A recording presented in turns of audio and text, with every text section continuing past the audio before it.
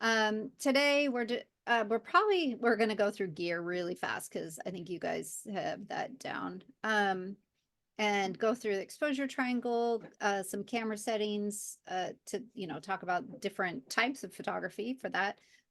Lighting, which is one of my passions, is looking for light, and then intro to composition.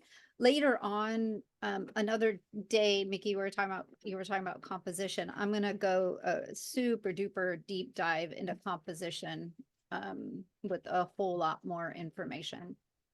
So basically, we have cameras, we have lenses. It sounds like we all have a DSLR or a mirrorless. And how nice that we can change out our lenses. So DSLR basic here, there is a mirror involved, and that mirror falls out of the way to open the sensor, or lifts out of the way for the light to hit the sensor, and that's how it records. Mirrorless has no mirror, and but it's electronic viewfinder instead of a mirror. I shoot mirrorless. I have a Nikon Z6, so I'll share a little bit of what I have. It's not right, it's not wrong. It's just my experience that I'll share with you as we go. I love my mirrorless. I have a question. And yeah, What are the differences between mirrored and mirrorless? What's the biggest difference for you? I love that on the back of my mirrorless, I can see exactly what I'm photographing with my settings. So you don't just go off like a histogram, but I can see basically in real time what I'm That makes photographing. sense. So not realizing that was one of the benefits when I got it. And they say it's lighter. I don't think it's all that much lighter, but maybe it is. My Um, biggest my biggest issue is that I'm working with a camera that doesn't have a fully manual mode. And I've oh, learned that that puts me at a disadvantage sometimes. it can, and we'll actually talk a little bit about those different modes here. Oh, interesting. Okay. Um, so there's crop sensors, full frame. My camera is a full frame also. It just has some bonuses that it has more pixels available to use, and um, it um, sorry, blanking on my some of the stuff you guys don't need to know. Um, it just captures a whole lot more, and it also has usually a nicer bokeh or the blur in the background. And since I do a lot of portraits, the full frame has been an added bonus to me. But I know a lot of people that do sports and such like their crop sensors, and it just works. It works for them, and there are some other reasons, but um, of course, we have all the different kinds of lenses. We have prime lenses, zoom, wide angle, standard, macro, and those fun lenses that Mickey, I think you would enjoy. Prime lenses are the ones that don't zoom. So I use those in my portraits. I have a 50 millimeter and a 85 millimeter that I use all the time when I do portraits. And my 50 millimeter is a f1.8, so that aperture is quite large, and I love that, and we'll get more into that. Um, yeah, so if you do portraits, a 50 millimeter is a great lens to introduce yourself to get into doing portraits. Zoom lenses, my lens is actually that is a 28 to 300. I call it my workhorse or my all over lens. And that's what's on my camera most of the time. And it's perfect for travel events, just general purpose. I use it for landscape when I'm not using a wide angle lens. And I found I don't use a wide angle lens a lot, I would say, but there are times that definitely calls for it. We were in in Yellowstone, like I mentioned, and there was this one scene and my workhorse just wasn't wide enough. And so had to grab my wide angle, which is 14 to 28, I think is what it is. So when it's sure nice to have it though, when it's needed.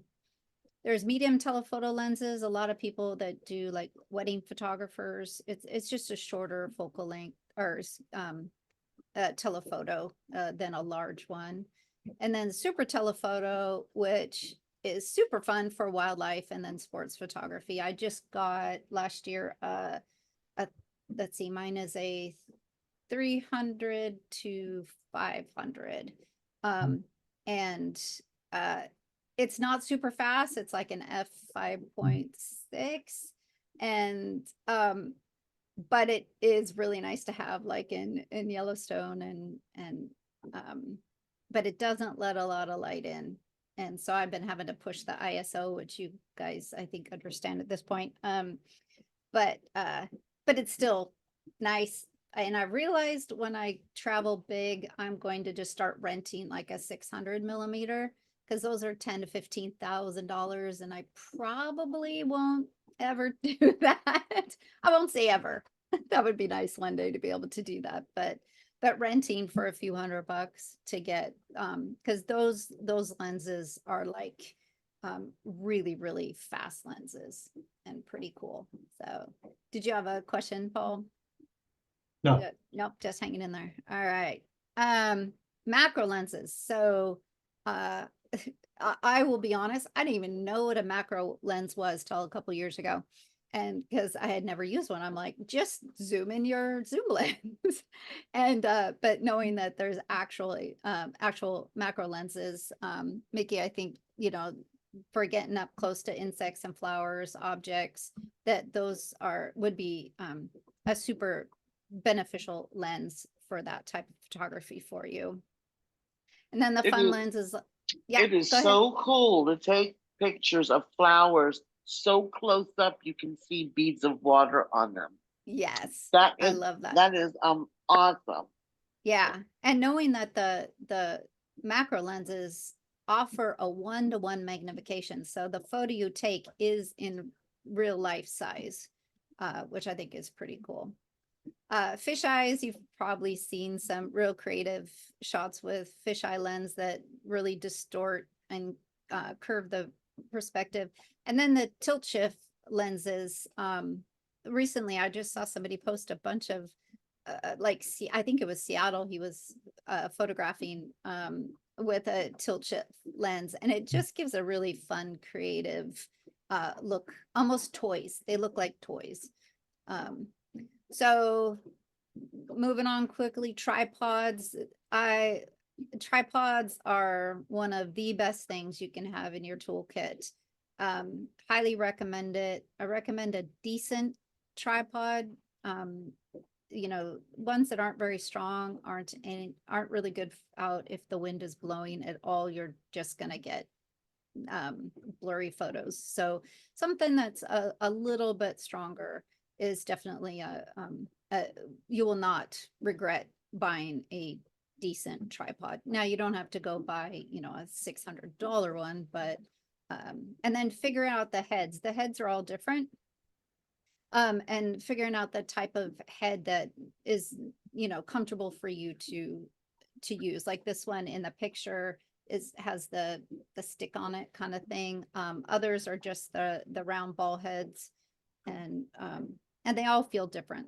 And you can often buy the heads separate from the bodies if you want to. Definitely needed if you want to be doing long exposures, because you can't hold. Shutter release cable, those are awesome to have if you're doing landscape photography, or if you have a 2-second or more shutter delay, which is what I often use. I do have a shutter release, but I usually use my shutter delay that's in my camera, and super easy to queue up to have that work. One other part of our gear, our flash, you might have a flash already on your camera that pops up. Otherwise, it's an added one, or maybe, well, we're just talking about gear right now, but there's off-camera flashes that I use for my portraits. This one happened to be an on-camera flash. My camera doesn't have a flash, but I put it in the shoe for this photo, and you can this is one of my seniors that I did, and you can see the difference of the flash firing and not firing. So great tool. I've totally moved on to using off-camera flashes for my portraits. I just it helps me succeed a whole lot faster. So all right, so moving into exposures, the amount of light that is captured when you take a photograph. Of course, if too little light is around, they're underexposed. Too much light, they're overexposed. Here's a little cheat sheet, and we'll go through these one by one. The first one is the aperture, and you can see how big the f/16 has a very, very small hole that you shoot through compared to over on the right, the f/1.4, how wide open the it is, and you can kind of see the little people down below about what is in focus and what's not, and also more light or less light. Shutter speed, you can see the longer the shutter speed is open, the more likely you'll get blurred. And it also, so each of these things, they affect at least two things: what they're doing, and then also it controls the light, more light, less light. So if you always try to remember that when you change any of these three things, you're changing also just the amount of light that comes in. And then ISO does the same thing.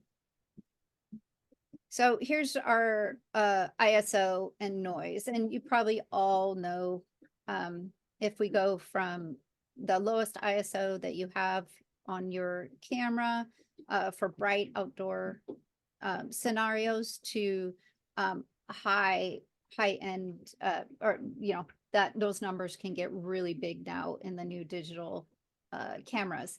But they also introduce a lot of noise. I had a podcast I listened to, and he said, kind of look at it as like introducing a like a faux light into your image. So it's not just allowing more light in, but it's kind of adding in some I would almost say fake light that way, but other people have different ways to explain it. So the higher the ISO, the more light. And these, again, you guys can, when you look at them, you can kind of study these little cheat sheets. Here we are in when we were in Yellowstone last week, and these are both raw images. And so bright sunny day, my ISO was 160. Even though he was moving, I was able to do that for the coyote. And then the eagle, actually, we were doing a rafting up in Skagit, and it was so dark that morning. It was really, really dark, and I was shooting with my big gun, I call it. And so I had to push my ISO, because I couldn't lower, again, your exposure triangle, I couldn't lower my aperture anymore. And I had to have my speed up pretty fast, because we were on a moving boat. And then also when the birds would fly. So so there were those things I couldn't change. And so the only thing I could change was my ISO. And then I am so grateful for Topaz and Lightroom to help clean up that noise later on. So I'm not as afraid anymore about pushing my ISO to see in the noise, because I know we have amazing opportunities with software to help us clean that up. This is over on Whidbey Island, and sometimes you don't want to push your noise. Maybe you don't have, and you don't want to push your ISO because you don't have the software. So of course, because again, it's the exposure triangles. There's other things you can do to try to add in more light. And so in the first, these are both raw photos again. I shot at ISO 320, f14, and then 1/640th of a second. So it was a really fast shutter. And then f14 because I wanted the full depth of field all the way over to the peninsula. But the light just wasn't coming in for me. So I changed it a little bit to add a little bit more light. Now these didn't turn out any, once I got them into Lightroom, I was really able to lighten them up, but I wanted to show you in RAW what they look like. Dropping the f-stop to f10 added in that much more light for me, and then also dropping slowing down the shutter just a little bit to 1/400th of a second added in more light that way too. So we have the three opportunities if we need to add light or take away from light. This is at the Royal Museum in Sweden, and I was indoors, super dark. They just have these direct lights on there, really cool things. And so I had to push the ISO. If you could see really close, the lower photo actually has a lot of noise in there because the ISO was higher, because I couldn't use a flash while I was in there. So less noise, the lower the ISO number. To a lot of noise, this only went to 6400, but your camera might go much, much higher.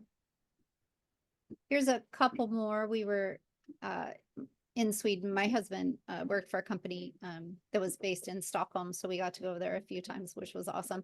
But I was at this little coffee shop and wanted to shoot inside, and so I had to set my ISO for 1000 for inside, and I didn't have a flash on me.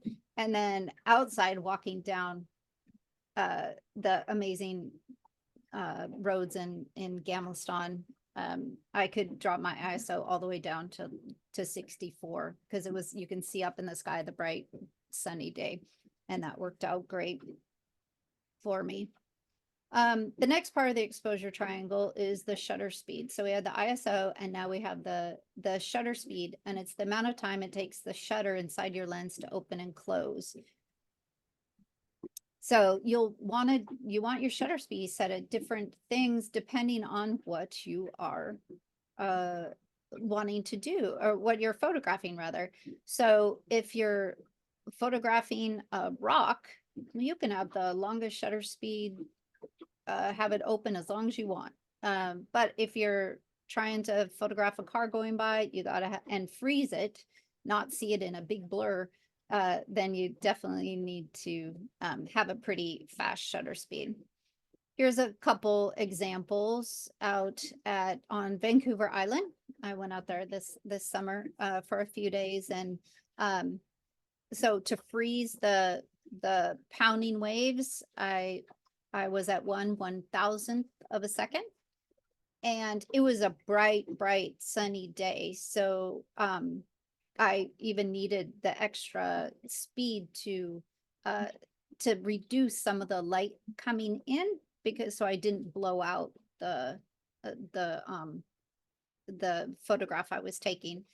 And then the falls, and I totally forgot the name of these falls. I need to look that up. But I wanted that beautiful silky milky look of the waterfall, so I needed to change that to 1/4 of a second. And also my f-stop was pretty closed down, so f14 to be able to get that look. Here this is also in Sweden, and I wanted to keep these, kind of freeze these clouds. The storm was coming in. It was just super cool looking. And it wasn't too dark, but I needed to figure out how to allow enough light in to see, but also I wanted to still have all the detail in the cloud. So I landed on 1/400th of a second to accomplish that. And so if I'd had much longer, the clouds would have just, smoothed together, which actually is a pretty cool look too. But that's not what I wanted to do for this capture. For shutter speed, you can see here, the longer you have your shutter open, the longer, the more light's going to come in. But you also need to remember that you can't handhold. We breathe, we shake, we move. And so we're not able to handhold our camera after a certain period of time. So, and here the shutter speed, this is a gorgeous falls down in Oregon. And I really wanted this silky waterfall. It was pouring down rain while I was there. And I landed on that 1 second, 1 full second, got the look I wanted. So just practice. So if you're doing long exposures, which we're going to go into detail on our next call, I think is long exposures, and all the different settings available for us for that. But practicing and just trying everything up and down and over and just changing your settings. So even the slightest movements in our camera can cause blurry images. I can't tell you how many times I'm like, what happened to this photo? I was still, the object wasn't moving. And then I realized I just did not have my shutter speed fast enough, and I myself blurred the photo, and that all on me. So in our cameras, some cameras, or sometimes in our lenses, there's image stabilization that it's this great thing in their computer that helps reduce some of that little bit of shake. One pro tip for y'all, if you are using your tripod though, make sure that that is turned off, because the camera then fights it and tries to stabilize the image, but it's already stabilized in it and it gets confused. So you can actually have the opposite effect. So knowing how to hold your camera can be really basic. Getting your arms in tight, your legs set apart, just being in a strong stance, but relax can help reduce that camera shake. So things to reduce or eliminate your camera shake. These are just something. Change your shutter speed to a faster setting, like I mentioned. Turn on your image stabilization if you have it, or just use a tripod. I don't know how many times I'm like, just take out your tripod, Lise, take out your tripod, and knowing it'll just handle what I want to capture. This is a general rule for shutter speed, and hand holding, is that if you're shooting with like a 50mm lens, your shutter speed should be a minimum of 1/50th of a second. Some even recommend that you double it. So you would, the slowest shutter speed that you would want to hand hold would be 1/100th of a second. So that you kind of have to figure out for yourself what works for you. But it's definitely a great idea, especially you start shooting wildlife, Paul, shooting your birds. And if you have your 300mm lens, you got to make sure that your shutter speed is, I don't know if you want to pipe in if you do one time your focal length, or if you do double, or just kind of somewhere after your one time. So if it's 300, do 1/300th of a second. Yeah, if it's a bird in flight, then you're shooting at a very high, very fast shutter speed anyway. But no, absolutely, what you're saying holds up with longer lenses. Do you have a normal choice that you always do this when you're shooting birds in flight? Since we live in Seattle, and birds are often active in the evenings, or late Mhm. afternoon, whatever rule you set, you're gonna break. Yeah, Um, true. And so I start at 1,250th. And then as light goes sour, maybe up to a 2,000th, but by then it's gonna be, the picture's gonna be pretty muddy. Yeah, yeah, it's tough the darker it gets. Here, But doing yeah, the slowest I would shoot would be about a 1,250th. okay, perfect. Yeah. And I have a double of a time trying to handhold 600. Oh, yeah. Oh my goodness, 600 mm lens, is that what we're talking about? Yeah, so I Yeah, do, I'm shooting at 450 generally, and okay. I find I can handhold that reasonably well. Oh, that's good. Excellent. Thank you. You're welcome.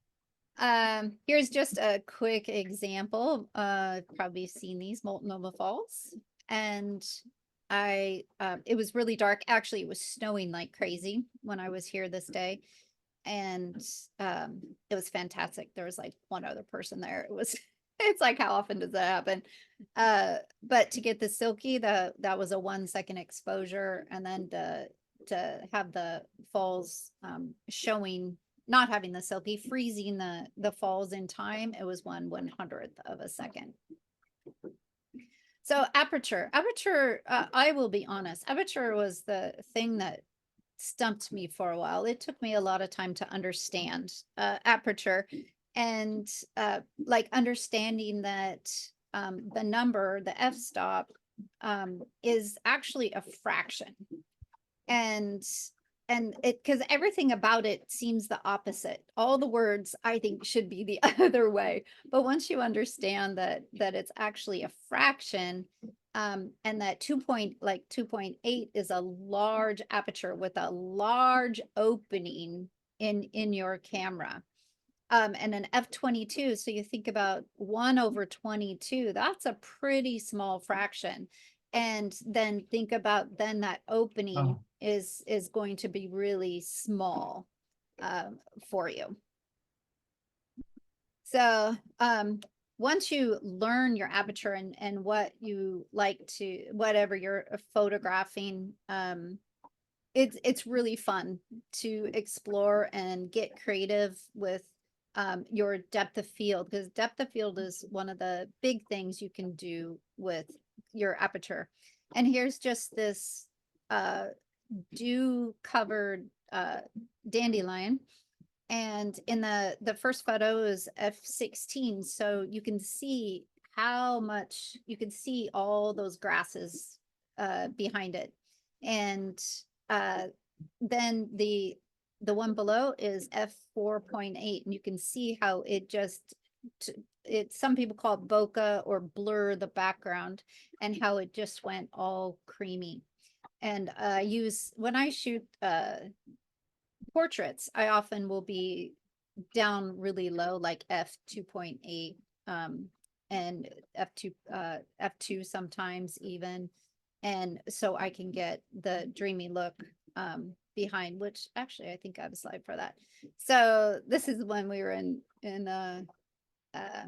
Yellowstone, and so my aperture, when I was talking about, all the lenses have a bottom aperture and a top aperture, depending on zoom lenses, depending on where you are on your zoom. So if you're all the way zoomed out, I believe this was my workhorse I had on. I didn't have time to put on my my major telephoto, and so I was zoomed all the way to 300, but the smallest aperture I can get is 5.6.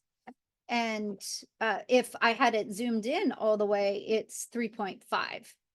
Or excuse me, zoomed out all the way. Yeah, zoomed out is 3.5. But I needed the telephoto to get to this guy that was mousing. And since I can't change the aperture at that point, I can't get any lower. Bright sunny day, so ISO 1/800 was perfect actually. But he's also moving like crazy and I wanted him sharp tack. So I had to do that 1/800 of a second to go back to our speed.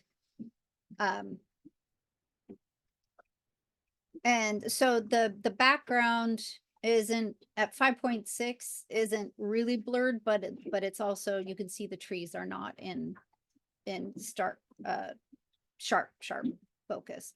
So here's one of my seniors. He came down here to Golden Gardens in December. He was such a trooper. It was freezing, absolutely, it was so cold, and he wanted a sunset session, which was fantastic. But you can see in the first photo here on the left, I shot that one at f2.2, and you can see the whole background is just in bokeh or blurred out, and so all you have is the focus on him. Here in the tree is f.6, excuse me, f.5.6, f5.6. I can talk, and you can see where the tree in the back is kind of out of focus, right? It's not in total focus. But then switching to f.8.0, then you can even see how much more those trees are in focus behind him. So those are, you know, those pictures are really great examples of what your camera does as you change your f-stop. And of course, if you're down at f2's 2.2, or the, you know, the larger f-stop, the more light comes in, and the smaller aperture gets, the less light comes in at that point. And there we go. This is flipped from that other one we were looking at. The f2.8 is on the left, so they call it the shallow depth of field. There's no, it's just what's in front. Everything else is, you can't see. Then if you go all the way up towards f22, then everything's in focus. So that's often for landscape, I shoot somewhere between f8 and f11 most of the time. And if I have a foreground, midground, and then a background, those are the ones I usually stay within to get everything in focus, especially if there's like mountains in the background. Now, as you go really deep diving, you can do focus stacking and all those types of things. But as a rule, if you're just taking a one shot of a landscape, somewhere between f8, excuse me, and f11 are good location or good numbers for you. We'll go through this RAW versus JPEG. I fully personally love RAW because it captures it captures so much information from your camera. And so you can go in and edit, you can bring up shadows, you can bring down your highlights. It's just, it gives you so much more creative control when you're editing your photographs. JPEG, they're good files, but they're much smaller. Maybe you're shooting a basketball game or something and everything's fast. You want to just do JPEG because you're not doing anything fancy with editing, and your camera should do these days with all these wonderful digital cameras, that the JPEGs are usually quite good. If you have huge differences, so this is off my boat. I'm standing on my boat taking this photo of the brothers in the Olympics, and needing to shoot in RAW for that, because the difference between the dark in the breakwater at the front, and then even the trees over on the peninsula side, excuse me, that's actually the Bainbridge, and then the light, this early morning, this light coming onto the mountains, it's such a huge oh, what is the word I'm looking for? But a huge light difference. And so if I had shot in JPEG, I wouldn't trust my camera to have done a good job with that. So I definitely needed to shoot in RAW so I could bring out exactly what I wanted.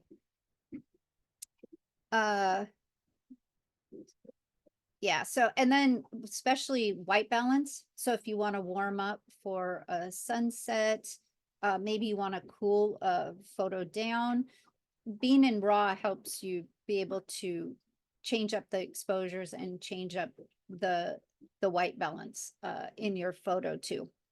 And there's just so much more information. Dynamic range, those are the words I was looking for, the light dynamic range before. They do take up more room.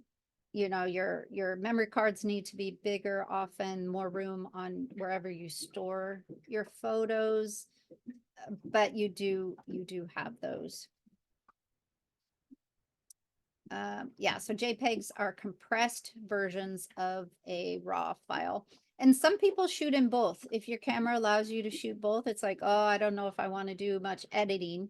But maybe I do want to edit later. So you can set your camera to record both a JPEG and a RAW file. So you'll have the best of both worlds at that point. Yeah, some just like the JPEGs because they're faster, but I'm not great yet at getting it right in camera. So I don't trust a JPEG. I want to be able to have control over when I do my editing. All right, so we're talking about with Mickey about not having full manual, and so these are just some different settings on our camera. So automatic is the camera just makes all the decisions for you. And you know what? It's not bad. It really isn't that bad. I totally recommend you start, if you're learning out, start on automatic. And then as you look at your photos and download them and go, ooh, I like that one. I don't like that one. But you can look and see what the camera chose for you. And it's like, oh, the camera put the ISO to 1,000. Oh, well, it was kind of dark that day. It's like, what f-stop did the camera choose, and what speed? You know, so it's a great way to start learning, is to see what the computer, which is your camera, chose in that moment, and then you can start practicing on your own. It's fantastic. But the disadvantage of automatic is it does take away your ability to be creative and artistic. So this photo in the national park in Northern California, oh my goodness, red. I just totally spaced on the name of it. Anyway, the amazing trees. And to get the starburst, I have to have a specific setting to get that starburst. Mind you, it's F22 is what I need to get to usually to get that fabulous starburst. But my camera wouldn't know that. So being on automatic, I wouldn't have been able to capture that look as I wanted it to. But again, it's a fabulous way to start. So manual gives you complete control over your settings. You get to choose everything. You get to choose the ISO, the shutter speed, and the aperture to get the whatever artistic effect that you want. But there are other priorities. And so before I went to manual, I actually started shooting in aperture priority. And because I knew, because I was doing portraits at the time, and I knew that I wanted the bokeh in the background and so forth. So I knew I wanted a large f-stop while I was doing these portraits, but I was still I didn't want to think about changing my speed or my ISO while I was truly still learning as I was beginning my journey.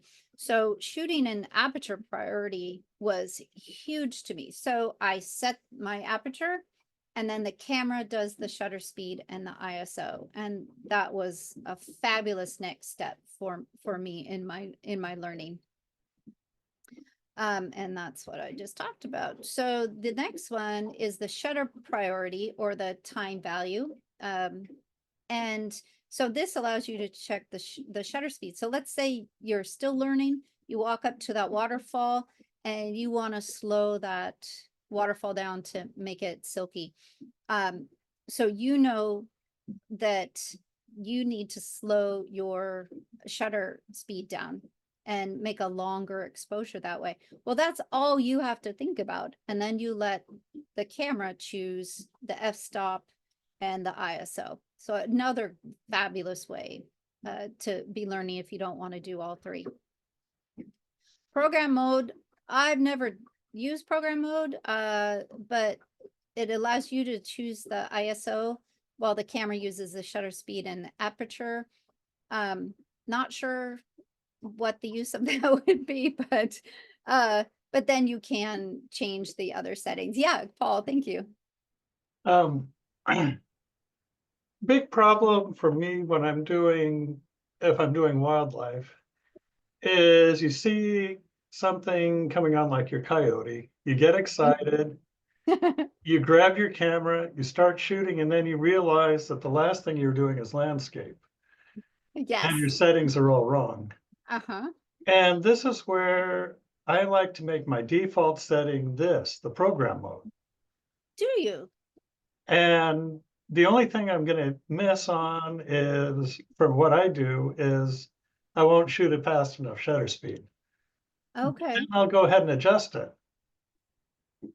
And it's over the years I started off with Aperture Preferred because that was awesome. Mm-hmm. And then with Birds in Flight, it was like, no, shutter speed needs to be the priority.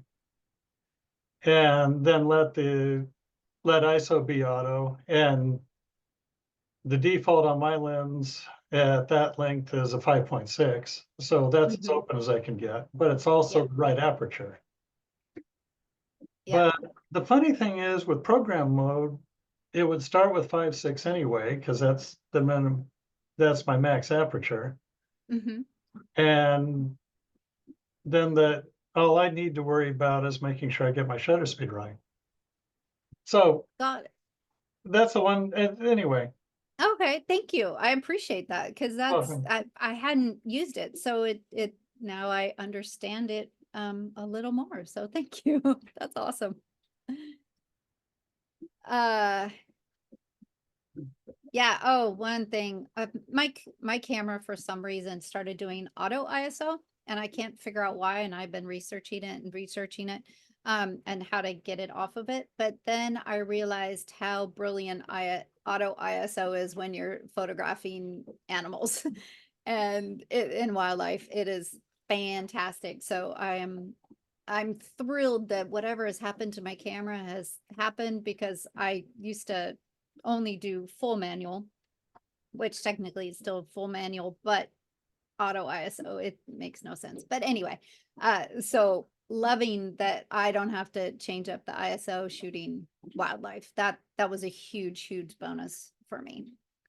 White balance. White balance was also something that took me a little while to capture.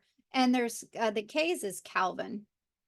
And so if a lot of cameras have the ability, they just have like cloudy sky or shade or daylight. And so if you're shooting in one of those situations, you can just set your camera to that. And then your white balance, your camera will set your white balance for you. I actually always just keep my camera on auto white balance. Since I shoot in RAW, it's not a big deal because I can always change the white balance. If you shoot in JPEG, you don't have that luxury.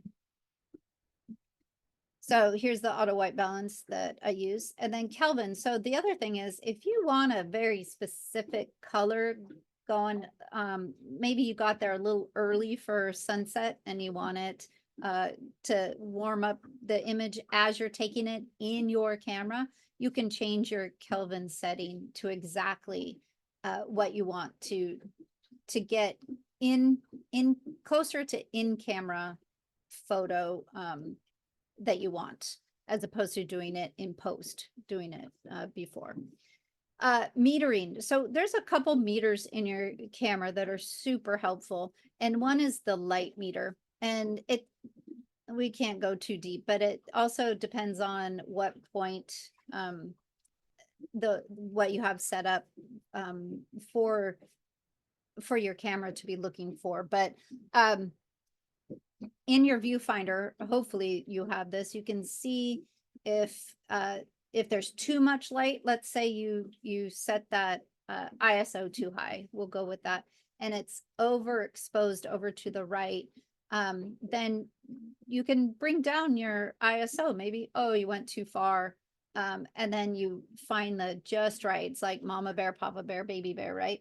And find the exact right place that is helpful. Now, these aren't always great. Often I find that my photos can be underexposed using these, but it's definitely a nice tool to have. Now the histogram is super, super important, super helpful. It might take you a little bit to understand that and understand this, and that is okay. But I highly recommend learning and focusing on this, because once I finally grasp this and I keep it up in my camera, so I can see it. And it helps us to analyze our exposure by showing the distribution of shadows, midtones, and highlights. So on the left is black, and then on the far right is white. And the things on the right, the highlights, the midtones, and the shadows, as you see.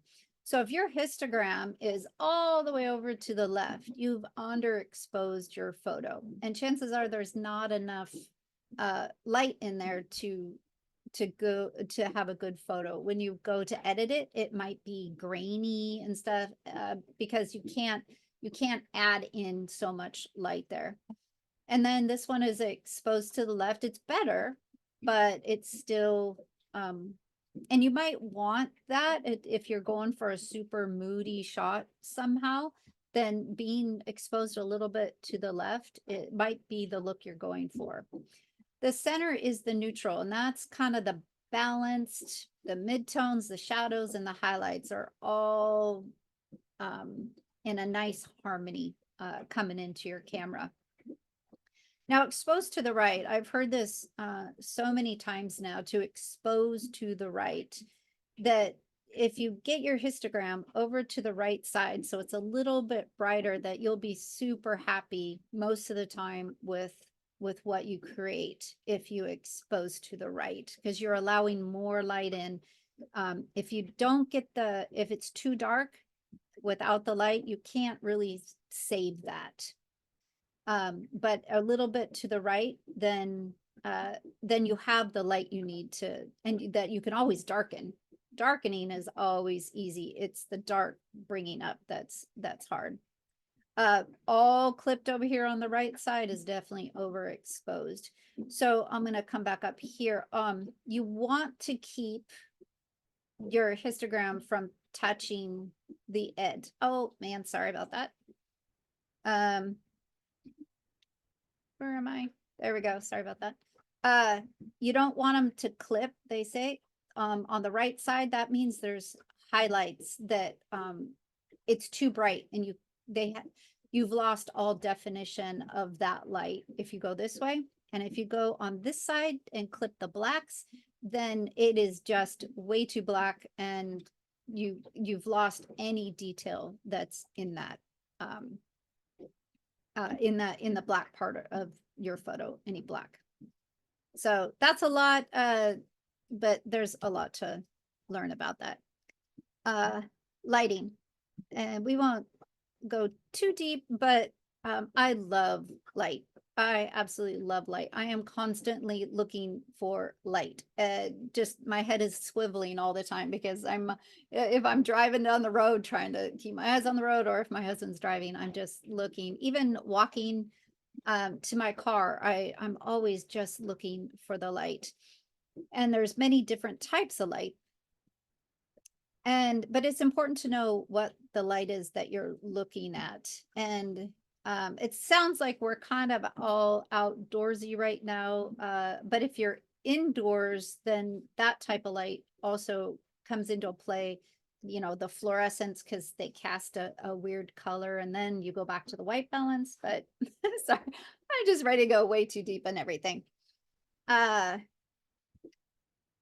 the first light I call bright light or hard light, and this is in the Palouse in Eastern Washington that I love.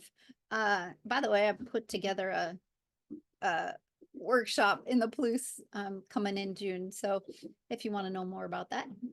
But so often in the middle of the day, I hear photographers all the time go, oh, you only shoot in the golden light in the morning or in the evening right before sunset. And I think that's hogwash. I shoot all day long. And I mean, look at these lights here. This is just bright, straight sunlight. There's a tiny bit of clouds, but, and I think it's fantastic. Bright light also casts amazing shadows. If you need to do a long exposure or something else, then you can get into filters and all that, and that just makes your day shooting even better. But there's definitely times that you want to go shoot out even during in full sun.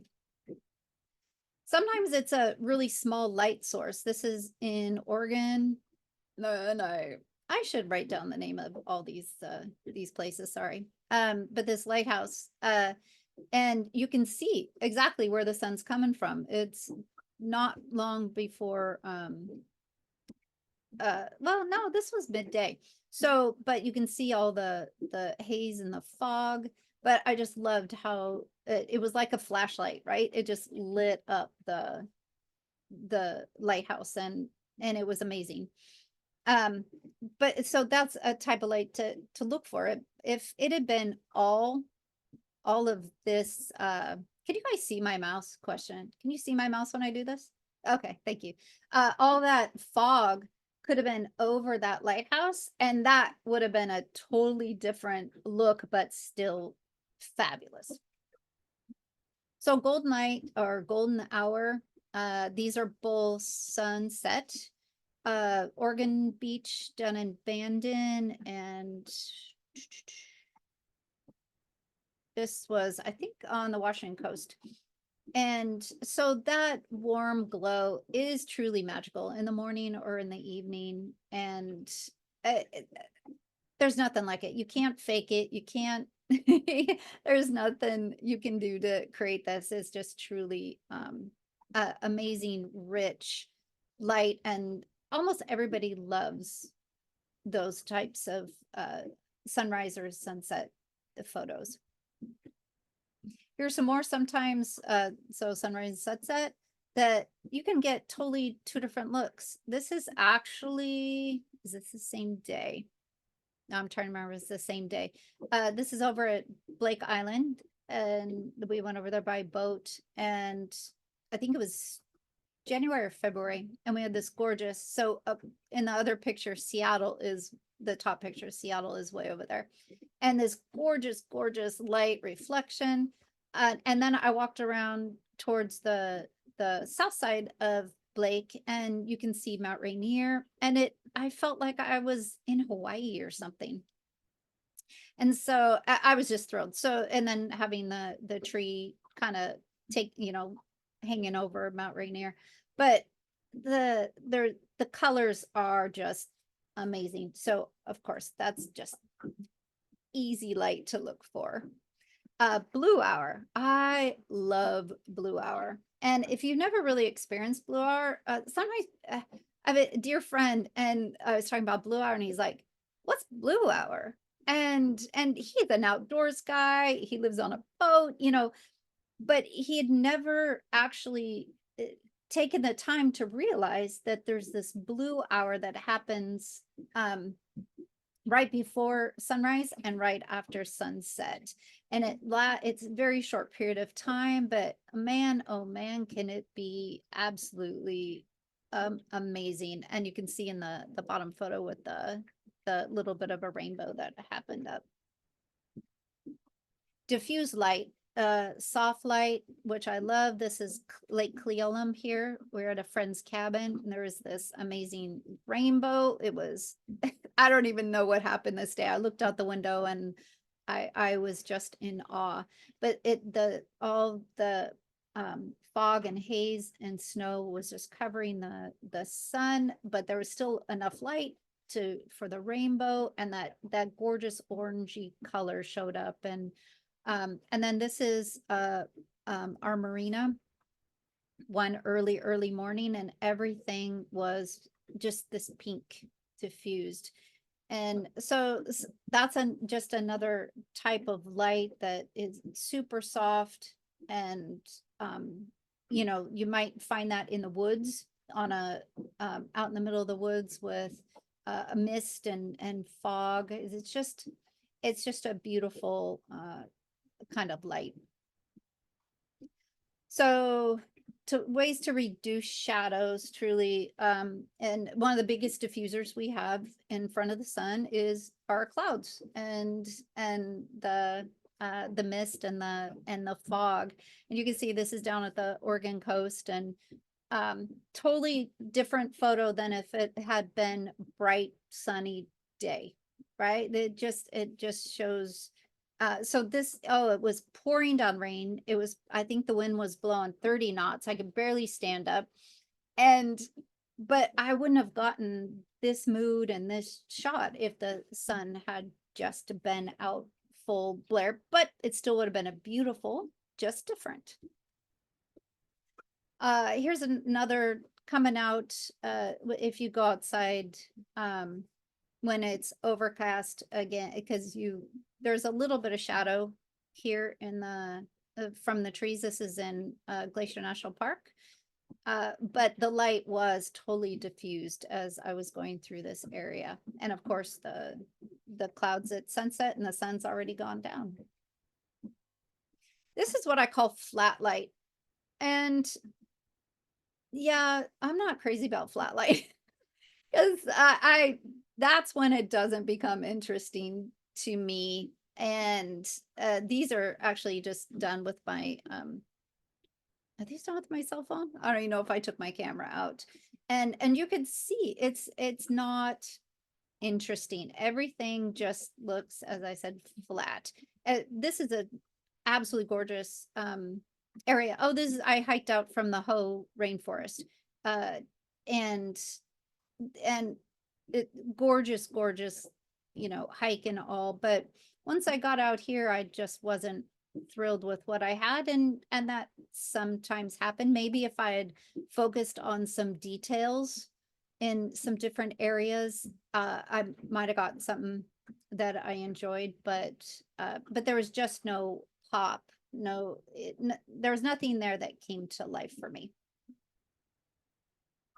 So looking for the light, start training your eyes to look for the light. And I'm, like I said, I'm constantly looking for the light, and maybe it's shadows that are what you end up with. And that can be absolutely beautiful. So just train yourself to look for the light and know all the different types of things you can create with the light that we're given each day. Real quick well, you know what? I'm going to skip the portraits. This is our dear friend. I'll throw it out anyway. I had off-camera flash. She's in the sun. There were shadows. It was nasty, but we wanted this photo with her. She's a sailing instructor. So I used a fill flash to fill in her face to combat any of the shadows that were being cast on her. So there are some ways to beat that. And with the portraits inside using a window light, she's in her garage, and so I just had all this light flooding in from behind her. Beautiful light outside. I did have a off-camera flash for these guys. So there's lots of ways to use natural light, artificial light, or a flash. I guess I am talking about portraits a little more. So these guys, I got to be involved in this nonprofit where they combine Seahawk senior or Seahawk legends with seniors in our communities right around Christmas. And so some of these community centers were difficult. As you can see, they're just full of light behind. And sorry about that. And so having a flash to overcome the backlight, because if you were looking at them or you had your cell phone on them, they're totally backlit and you can't even see their faces. But since I had an off-camera flash, actually it was on camera, but I was bouncing it off the ceiling to fill in their faces. I was able to get these great smiles and great looks from them. All right. Quick rules of composition. Hope you guys are okay. I have already gone over. Rules of compositions. I call them tools of compositions because rules are made to be broken, but they are a place for you to start, which I really like. You can start with something and go, you know what, this is better. This is our marina at midnight. One night I just set my camera on the dock right down here and took a little bit of a long exposure and got this photo. I've sold many of them. What was hysterical, just side note, I got this back from the printer the first time and I'm looking at it and I'm like, oh my goodness, they transposed it because this boat was over here and I freaked out for a second. I'm like, what is going on? As my husband goes, babe, it's upside down. Because it was so right down the middle that I didn't notice. I was just holding the print upside down. So that was a definite blonde moment for me. I will take a second to read this. Ian Plant is a international photographer. He's a US guy, but I look at a lot of his stuff. He travels all over, but I love what he said. Composition is much more than just visual structure. It is how you tell your subject story to your viewers and how you relate your artistic expression to others. Composition is all about translating a place, a moment, an emotion into a piece of two-dimensional art without losing that which makes the place, moment, or emotion special. In a sense, composition forces the viewer, perhaps entices or invites the viewer, is a better way of putting it, to see what the artist sees and to feel what the artist feels. As an artist, composition is your tool for showing others the world in a way that they don't see on their own. It is your way of capturing the mysteries and the fleeting and preserving it for all to experience. And when I read that, I'm like, that is my heart, Ian. That's exactly how I feel and what I want to accomplish with my photography. I'm just doing 3 rules of composition. Like I was telling you earlier, I'm going to do a huge deep dive into like 20 different tools of composition later on. But the rule of thirds, leading lines and framing are just great ways to start. This is at Oregon Coast at the, oh my goodness, I just read it today too. Anyway, cool. Twice a year, the sun sets through the archway, Rockaway Beach, sets in those within the arches. And we were able to be down there. I think it was like a February date when we were there. It was just super fun. So this is a perfect example of rules of the rule of thirds or the tool of thirds. Whoever has decided that it's more pleasing to the eye. The intersecting points are called saddle points, and often if you put your main subject right on one of those, it can just really be I like it, interesting and dynamic to put your main subject on one of those saddle points. This is in Iceland. I love that little yellow house. So also rules of thirds, your horizon might not be in the center. This is in Fairbanks last year. We had this gorgeous light. And so you can see it's down here. This actually looks like the horizon is almost right here, almost, well, no. The horizon runs right through here, if you can see that. So it's definitely not dead center, but there are times dead center is fabulous, and I use dead center more often, or just often I use it because I think it can make a very powerful photograph too. The second one we'll talk about is leading lines, leading your viewers' eyes. So start looking when you get to a location. And Mickey, I know you've done this really, really well with some of your bridges that you've taken when you're really up close, and then the bridge or the walkway goes in front of you, and so it's leading your viewers' eyes into your photo. Sometimes it's to a specific. So the lighthouse here down in Oregon, this leading line, as it comes out of the corner, you follow around and it does lead you up to the lighthouse. The bridge here, this is Mount Shuckson, this is up by Baker. This is Picture Lake. And so this little bridge right here just kind of, if that wasn't there, that'd be kind of a boring shot, I think. But this little walkway, it's like, oh, you might want to think of jumping on that and getting on it and seeing where it goes. So I'm trying to tell the viewer, let's take a walk, and I go love through there. lines. Yes, you're really good at it, Mickey. I love lines. I love low profile pictures. And if you go back for a moment, Yeah. the other one, Oh, I that one? like that one.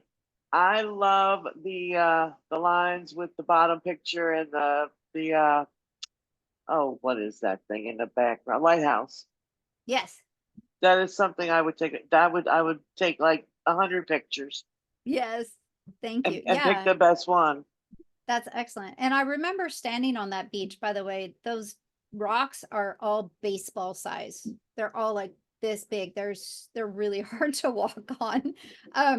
But going out there and trying to, holding up my camera and then positioning it so this bottom leading line came out the corner of, started at the corner of my camera and then came up.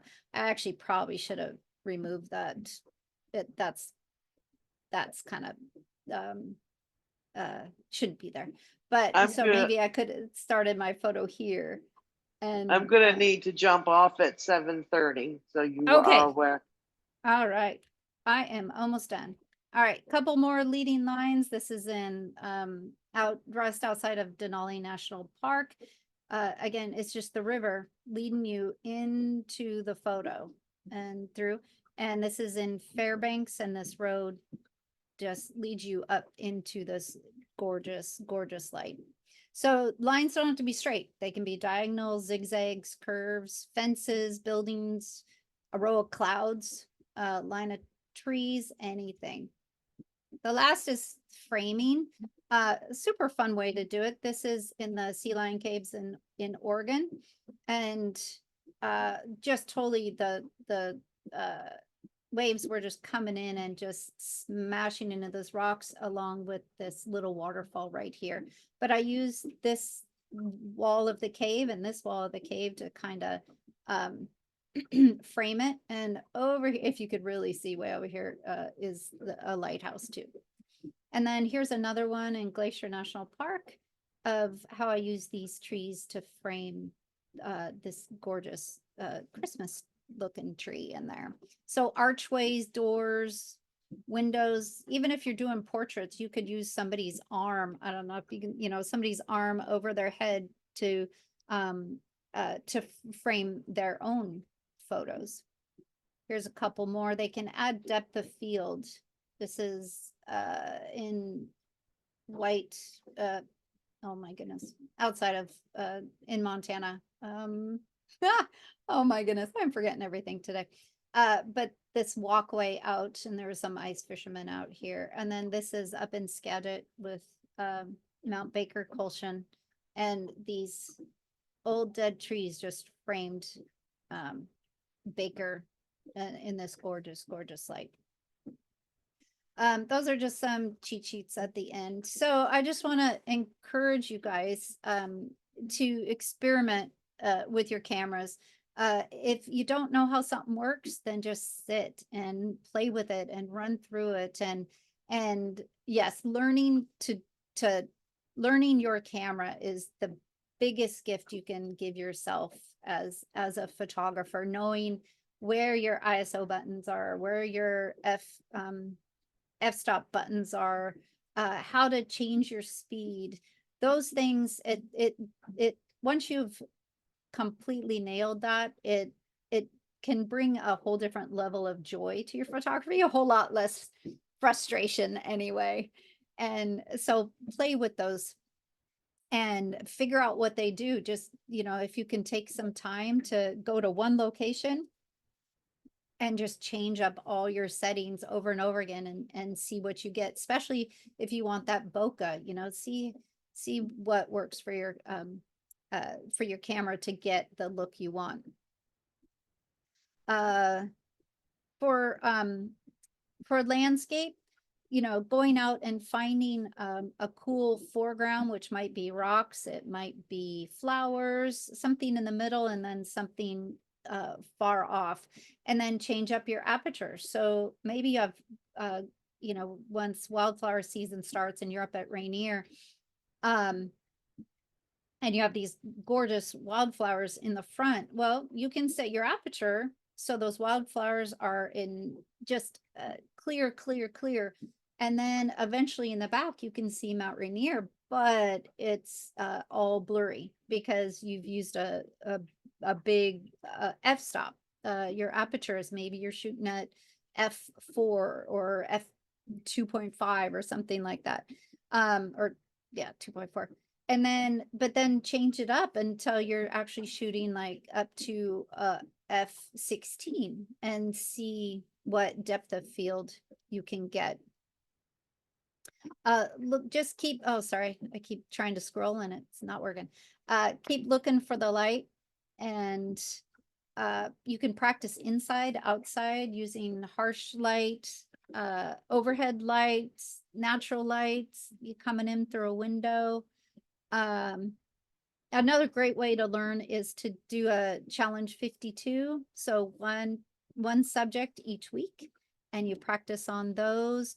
Or the other thing is, like, you just pick a color. Okay, I'm gonna do blue as my color, and then you spend a day or a week looking anything blue and photographing that, or maybe a shape or shadow or a pattern, clouds, trees, whatever it is. And so those can really help you master your camera and figure out, and being creative, because that's ultimately the awesome, is that we want to be creative in our photography. So oh yes, so good, thank you, Paul. Craigslist, great way to get a tripod, I agree. Oh, exposed for the snow.